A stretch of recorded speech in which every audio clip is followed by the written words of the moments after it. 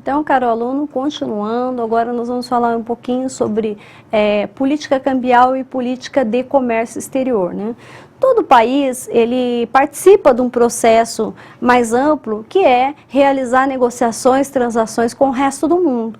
E existe hoje aí duas grandes correntes, duas questões importantes, que são o movimento de globalização e o movimento de formação de blocos econômicos. Então, essas são as formas mais destacadas de atuação de uma economia em relação aos outros países. Então, todos os países realizam transações, negociações com os outros países, dentro de um processo de globalização, muitas vezes um processo de formação de blocos econômicos. Vamos dar uma olhadinha no nosso primeiro slide. Então, se um país vai ter negociação com outro país, a primeira coisa que vai acontecer é, ao estar transacionando produtos e serviços, eles vão ter que estabelecer uma forma de trocar seus produtos. E a forma de trocar seria através de moedas. Então, quando dois países mantêm relações entre si, necessariamente vai existir duas moedas, né? A moeda de um país e a moeda do outro país, exigindo que se fixe a relação de trocas. Então, por exemplo, se a gente vai comprar um produto dos Estados Unidos, nossa moeda é o real, a moeda americana é o dólar.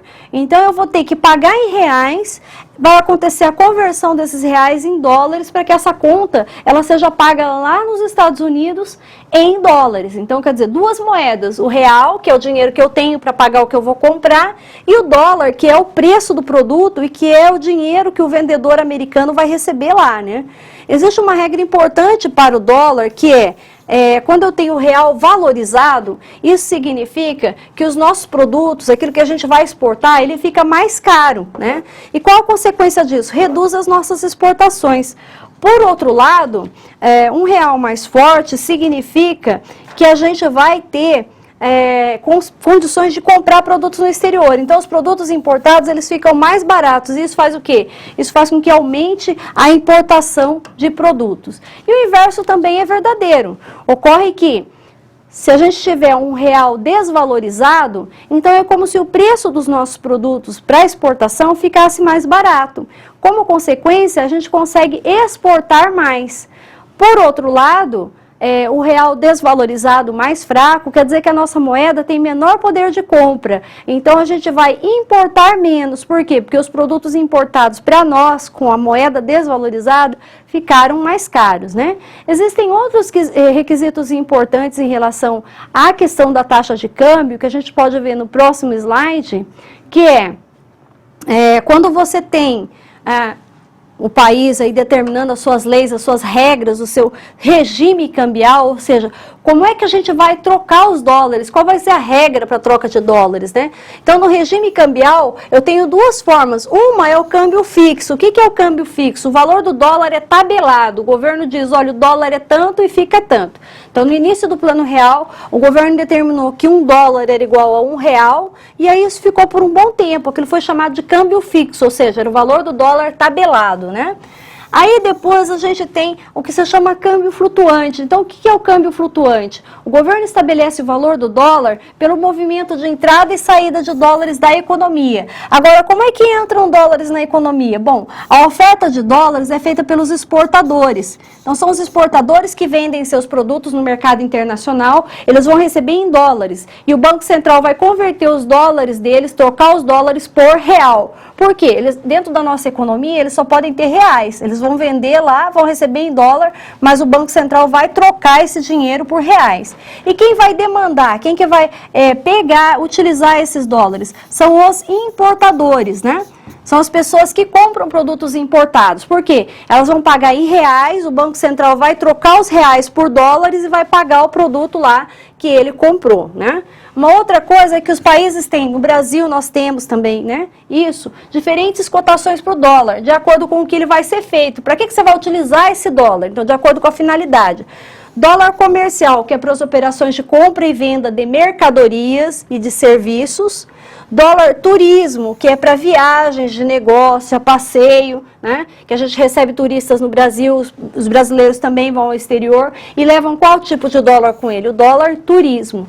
E o dólar paralelo, que é aquele que é vendido nas casas de câmbio do país e que você precisa se identificar através do seu CPF, né? O governo quer saber quem é que está comprando o dólar e por que está comprando o dólar. Então, ele vai controlar pelo CPF. Também temos outro problema em relação ao câmbio, que é a atuação do Banco Central. Então, o Banco Central é quem faz a troca de reais por dólares e dólares por reais. Ele é um intermediário na troca de moeda. Aí ele estabelece, então, um valor por dólar, que é o dólar preço de compra, ou como vocês veem por aí, PC, né? Dólar PC, que é o dólar preço de compra, que é a atuação dele comprando os dólares. Então, o exportador vende e aí ele vai ter que vender os dólares para o Banco Central. O Banco Central vai trocar. Qual é a taxa que ele vai utilizar? Ele vai utilizar dólar comercial, preço de compra, tá?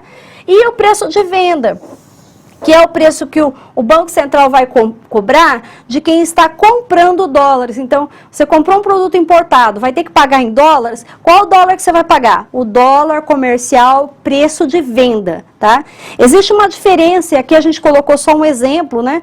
Se, por exemplo, o dólar tivesse custando 1,97, ele poderia ter duas cotações diferentes. O dólar preço de compra, 1,97,10 e o dólar preço de venda, 1,97,19. Então, existe uma diferença de preço que faz com que o dólar preço de compra ele seja mais barato do que o dólar preço de venda.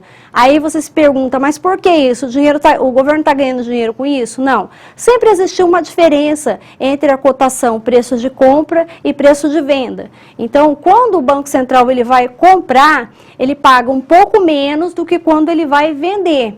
E essa diferença ele utiliza para manter o sistema, porque o Banco Central ele tem que manter uma instituição que cuida desse dinheiro. Então, esses dólares não podem ficar soltos na economia, né? Você tem lá um banco, você tem lá as divisas. E o que são divisas? Além do dólar, nós temos o ouro, o ien, o peso. As divisas de um país, elas são consideradas todas as moedas e itens que o país tem para realizar as suas transações com o resto do mundo. Então, é normal você ter nas suas divisas moeda de todos os países com os quais você realiza negociações de exportação e de importação. Por isso que o Brasil mantém nas suas reservas cambiais dólar, ouro, euro, ien, né? Porque são moedas dos países com os quais ele realiza negociações.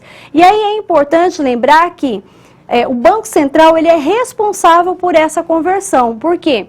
Quando a gente vê que o governo tem, por exemplo, equilíbrio no balanço de pagamentos, que é as suas contas externas, né, o controle das suas contas externas, ele vai manter esse equilíbrio porque o que entra de dólares no país ou de moeda estrangeira no país tem que ser igual ao que sai, tem que ter equilíbrio. Agora, acontece que se entrarem mais dólares no país do que saíram, nós vamos ter uma sobra. E essa sobra de moeda estrangeira, de dólares, vai virar aquilo que a gente chama reservas. Então, o Banco Central vai guardar essas reservas para utilizá-las quando for necessário.